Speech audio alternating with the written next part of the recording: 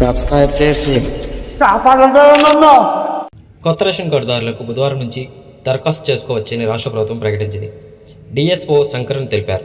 కొత్త కార్డుల దరఖాస్తుతో పాటు కార్డుల విభజన, సభ్యుల చేరిక, చిరునామాల మార్పులకు అవకాశం ఉంటుందన్నారు. సచివాలయాల ద్వారా దరఖాస్తులు సమర్పించుకోవచ్చన్నారు. వెబ్సైట్లో కూడా కార్డుల దరఖాస్తు జారీకి బుధవారం నుంచి అవకాశం కల్పించనున్నారు. వాట్సాప్ గవర్నెన్స్ ద్వారా ఈ నెల 12వ తేదీ నుంచి దరఖాస్తులు స్వీకరిస్తారన్నారు. కాగా ఇప్పటి వరకు కొత్త రేషన్ కార్డుల కోసం సుమారు 20,000 వరకు దరఖాస్తులు వచ్చి ఉంటాయని అధికారులు చెబుతున్నారు.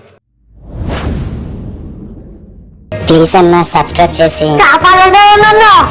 ఇది వరకు ఈకేవైసీ చేయించుకున్న వాళ్ళు కార్డు విభజన చేసుకోవాలంటే ఎలా అనేది ప్రశ్నార్థకంగా మారింది.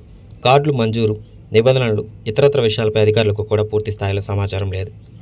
ఆన్లైన్లో పొందుపరిచే నిబంధనల ప్రకారమే కార్డుల జారీ ఉండవచ్చని వారు భావిస్తున్నారు. కుటుంబ సర్వేను ప్రామాణికంగా తీసుకుందని అంటున్నారు.